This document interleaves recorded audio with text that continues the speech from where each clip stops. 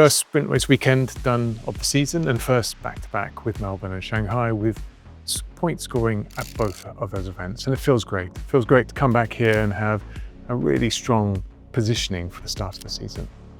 That doesn't mean there's not many areas we can improve on. The reality behind it is that we have teams around us that are very much in the same millisecond.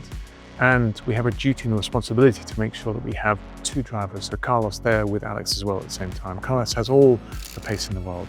I've said this before and I'll say this again. He's the last individual to have joined this team that has won a Grand Prix. He's absolutely the material to be world class. And it's us working together that will produce that relationship. But I think what we can also see on the counter side of that is Alex is also a world-class driver that is really performing at the highest level. And we have two drivers that absolutely want the very best for the team. Now we've just got a small gap before we go into a fairly challenging triple header as we go to Japan as one of the first of those. And we're working towards just making sure we are scrapping everything out of this car that we can. There's still milliseconds remaining on the table, there's still performance that we can get out of it. And we need to come to Japan with our best foot forward.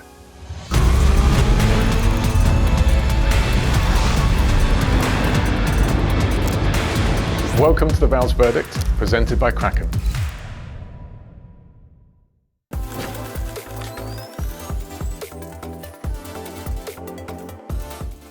It feels great to have equaled last year's points tally. Actually, I have mixed emotions though. First of all, it reminded me of how little points we scored in 2024. It also tells me the following. It's a very close fight right now in the championship. You can see actually on the points table, whilst we've done well, Haas have a good number of points, Aston have a good number of points, and we've been out-qualified, or at least had VCARB near us at both of these events. And it's a stark reminder that we need absolutely every millisecond available to us to be competing ahead of that incredibly difficult midfield battle. Also, we have to recognize the fact that in reality, we were 9th for the last race. Yes, our car was in a good condition and others were thrown out as a result of not being there. But still, we have to, on merit and not be reliant on others being disqualified, be fighting for points. So we still have work to do. And that's the journey we're on. We're not here over in 2025. As I've said all the way through, there's many things we're improving and there's so much to look forward to in 26 and beyond. But for now, we've got to absolutely keep finding every millisecond of performance in this car. The second aspect is obviously I am fortunate to have two world-class drivers in this team. Carlos is the last individual in this team full stop that has won a Grand Prix. And he knows what it is to be performing at the very pinnacle of the sport. And we have a duty and responsibility towards him to make sure we adapt the car as he's becoming more comfortable in our car and our environment to make sure we're performing together. I think what's great is the world can see that Alex is absolutely brilliant.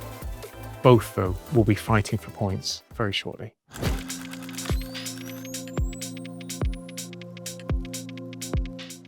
One interesting point of both Alex and Carlos is their feedback is very mirrored. So where we have weaknesses and where we have strengths, both are very confident on that. And actually it's resulted in many of the, what we call tools, so the differential, the engine braking, all being very similar between both cars because the requirement for the balance, the requirement for how they drive is very similar. But perhaps more important to that, there's some characteristics that we still have that are perhaps not as good as what Carlos is used to from his previous days. And that's what we've got to be actively working on to make sure that we're really digging deep and finding every performance available, both in 25 and 26. But as two individuals are, given that every human in the world is different, yes, they're incredibly aligned on what they need from the car.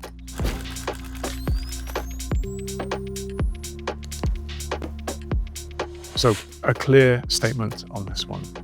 Both Alex and Carlos are using exactly the same equipment, the same chassis, the same front wings, the same gearboxes. Everything is of the same specification and standard. More specifically, the question was, are we running a 24 chassis with Carlos? So I'll expand on that.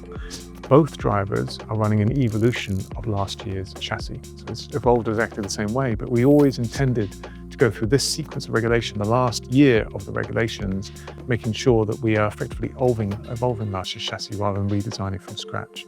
And that's really important because it allows us to put our eggs in an investment basket of 2026 and beyond. And it's not a financial question, it's time resource. We're all up against the cost cap, but it allows us to re-optimize and make sure that we're getting everything for 26 we can out of it.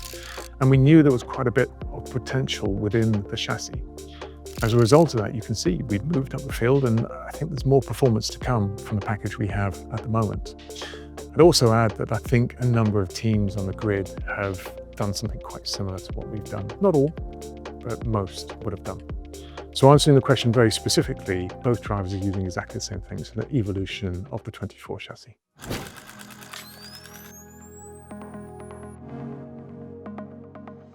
There was a little indication that there might be some trouble elsewhere in the pit lane as we were sort of wrapping up towards the end of the day in Shanghai. But to answer the question directly, no, it doesn't take the edge off the result whatsoever at all. I think what it does demonstrate is that when we're all fighting in a very similar region, the same tenth or so, you have to get every single detail right in order to be ahead of your competitors and with a car that fully complies with the regulations. And it's getting tougher and tougher now as a result of it. In that race in particular, if I go through the detailed changes, we had very significant front graining in that sprint race, but that mostly disappeared in the race. But you had to sort of tune your balance and setup to be somewhere where you gave the adaptability should either you have graining or it clear up. The second aspect is you would have heard a lot of cars talking about fuel in the race. And that's because actually when the graining clears up, you're in a very different situation as to how the fuel consumption changes as a result too. And you saw that strategically we adapted quite quickly, I think maybe faster than most, into a one-stop, and others really had to just try and hang on to the tyres towards the end of the race. So there's a lot of adaptability. That also impacts on where the car weight is and where the skid wear is, which is what caught a few of the other teams out. So I'm proud of our team, because whilst we are trying to extract everything from the car as possible, we are getting those fundamentals fairly right. But you can see that going forward, we need to just keep eking out and finding performance within this package whilst not losing focus on our future. And that's a tough balance to hold. But no, it didn't take the edge off. It just, it gave me happiness that Carlos scored his first point and Alex was rewarded for what I thought was a great race.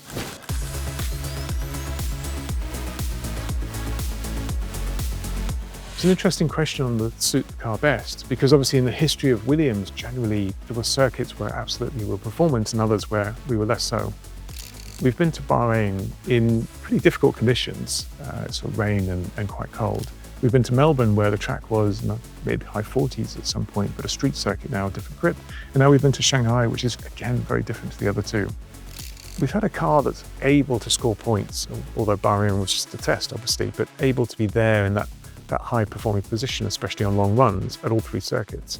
And what we have been doing as a team is evolving the car to not be strong at just one particular track, but rather able to deal with all 24 in a season, because that's how you move up in a constructors battle. And at the moment, it looks like we still have work to do in some aspects of things. You saw in the sprint race in Shanghai, a front limited race, we were worse than others. So we have work to do to get there. I think in the main race, we made a lot of changes and got the car into a better place. I don't think there's inherently anything wrong in the DNA of the car.